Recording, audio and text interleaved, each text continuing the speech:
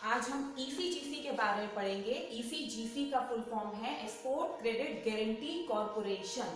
Export credit guarantee corporation ये government of India owned corporation है जो कि मिनिस्ट्री ऑफ कॉमर्स के अंडर में काम करती है। मिनिस्ट्री ऑफ कॉमर्स के एडमिनिस्ट्रेटिव कंट्रोल में फंक्शन करती है। ईसीजीसी जुलाई 1957 में स्टैब्लिश की गई थी, लेकिन जब ये स्टैब्लिश की गई थी तब इसका नाम ECGC export credit guarantee corporation नहीं था। तब इसे एक्सपोर्ट रिस्क इंश्योरेंस कॉर्पोरेशन कहा जाता था। तब इसे हम क्या कहते थे? तब इसे हम एरिक कहते थे। जुलाई 1957 में इसके बनने के बाद 1964 में एरिक को फिर से रीनेम किया गया और इसका नाम चेंज करके फिर रखा गया export credit guarantee corporation limited. किस ईयर में? 1964 में। 1964 के बाद एक और चेंज इसके नाम में किया गया ईयर 1983 में।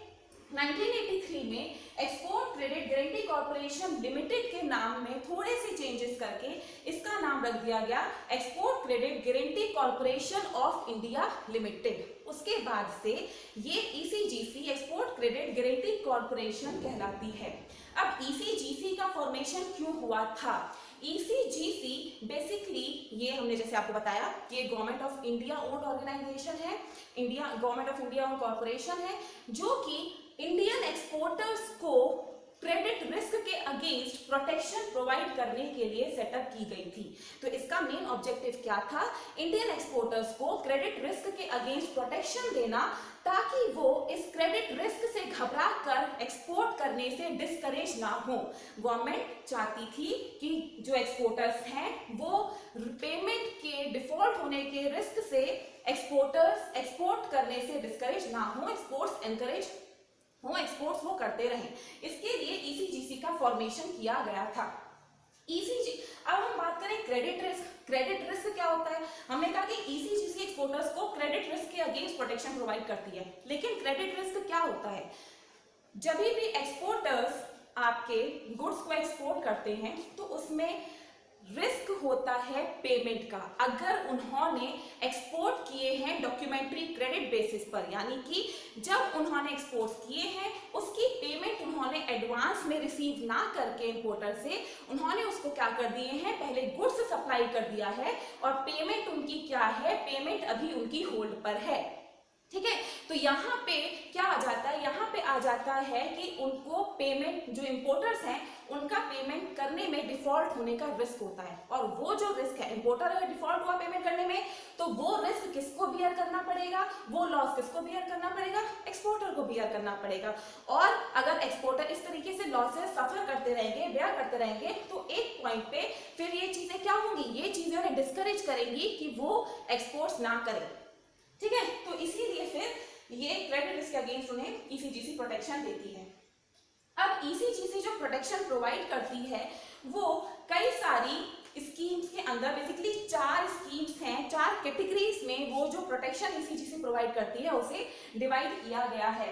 आपकी स्टैंडर्ड पॉलिसी है, स्पेसिफिक पॉलिसी होती है, फाइनेंशियल गारंटीज होती हैं और स्पेशल स्कीम्स। इन 4 कैटेगरीज में जो प्रोटेक्शन ईसीजीसी एक्सपोर्टर्स को देती है वो क्लासिफाई किया गया है, कैटेगराइज किया गया है।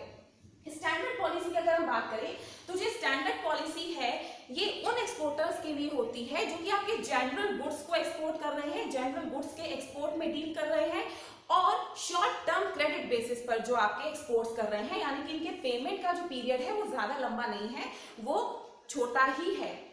इस तरीके के एक्सपोर्ट्स के लिए स्टैंडर्ड पॉलिसी डिजाइन की गई है और स्टैंडर्ड पॉलिसी आपकी प्रोटेक्शन प्रोवाइड करती है। अब इसके अंदर आपके 4 डिविजन्स हैं: shipment comprehensive risk policy, shipment political risk policy, contract comprehensive risk policy, contract political risk policy. ये 4 तरीके की पॉलिसीज इस स्टैंडर्ड पॉलिसी के अंदर आती हैं। शिपमेंट कॉम्प्रिहेंसिव रिस्क पॉलिसी का मतलब क्या होता है? शिपमेंट कॉम्प्रिहेंसिव रिस्क पॉलिसी में जो ईसीजीसी है वो एक्सपोर्टर्स को कॉमर्शियल रिस्क, सभी तरीके के कॉमर्शियल रिस्क और पॉलिटिकल रिस्क, इन दोनों रिस्क से, कॉमर्शियल रिस्क और पॉलिटिकल रिस्क, इन दोनों रिस्क से होने वाले लॉसेस का कॉम्पेंसेशन उन्हें पे करती है। लेकिन कब से? शिपमेंट के बाद से, ठीक है। जब उन्होंने गुड्स को शिप कर दिया, एक्सपोर्टर्स ने गुड्स को शिप कर दिया, उसके बाद से अगर किसी तरीके का कोई रिस्क उन्हें हुआ है, कॉमर्शियल या फिर पॉलिटिकल रिस्क की वजह से कोई लॉस हुआ है, तब वो कॉम्पेंसेशन पे करती है।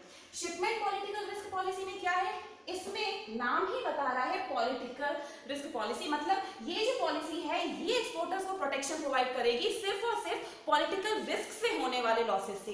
कॉमर्शियल रिस्क से होने वाले लॉसेस इस पॉलिसी में इंक्लूडेड नहीं होते हैं। और शिपमेंट है इसका मतलब कि कहां, कब से, जब गुड्स एक्सपोर्टर ने शिप कर दिए हैं उसके बाद से ईसीजीसी की रिस्पॉन्सिबिलिटी बनती है एक्सपोर्टर को क्या करने की, कॉम्पेंसेट करने की उसके लॉसेस के लिए, ठीक है। तो ये हो गई शिपमेंट कॉम्प्रिहेंसिव रिस्क पॉलिसी और ये हो गया shipment political risk policy. Next आती है contract comprehensive risk policy. Comprehensive risk policy मतलब कि ये भी क्या करेगी, कॉमर्शियल रिस्क और पॉलिटिकल रिस्क दोनों के अगेंस्ट ही प्रोटेक्शन प्रोवाइड करेगी, लेकिन कब से, जब से इंपोर्टर और एक्सपोर्टर के बीच में कॉन्ट्रैक्ट साइन हुआ है उसी डेट से, ठीक है। शिपमेंट में क्या हो रहा था, जब एक्सपोर्टर ने गुड्स को शिप किया उसके बाद से अगर उसे कोई लॉस हुआ है तो वो कॉम्पेंसेशन पे करेगी। और कॉन्ट्रैक्ट कॉम्प्रिहेंसिव रिस्क पॉलिसी में क्या है, जब एक्सपोर्टर और इंपोर्टर के बीच में जिस दिन कॉन्ट्रैक्ट साइन हो गया, जिस दिन एग्रीमेंट हो गया, उस दिन के बाद से अगर एक्सपोर्टर को कॉमर्शियल और पॉलिटिकल रिस्क की वजह से कोई भी लॉस होता है तो ईसीजीसी क्या करेगी, उसको पे करेगी, ठीक है। कॉन्ट्रैक्ट पॉलिटिकल रिस्क पॉलिसी में क्या है, इसमें वही चीज है कि कॉन्ट्रैक्ट की डेट से, जिस दिन कॉन्ट्रैक्ट साइन हो गया है उसके बाद से ही, उसी दिन के बाद से ईसीजीसी की रिस्पॉन्सिबिलिटी बन जाती है एक्सपोर्टर को कॉम्पेंसेशन पे करने की, लेकिन कौन से रिस्क के अगेंस्ट, सिर्फ और सिर्फ पॉलिटिकल रिस्क के अगेंस्ट। अब आपके कॉमर्शियल रिस्क क्या होते हैं और पॉलिटिकल रिस्क क्या होते हैं ये हम आपको अभी बाद में एक्सप्लेन करेंगे कि कब कहा जाएगा कि एक्सपोर्टर को कॉमर्शियल रिस्क से लॉस हुआ है, कब कहा जाएगा एक्सपोर्टर को पॉलिटिकल रिस्क से लॉस हुआ है। फिलहाल आप बस इतना समझो कि स्टैंडर्ड पॉलिसी के अंदर किस तरीके के रिस्क कवर्ड है, ठीक है।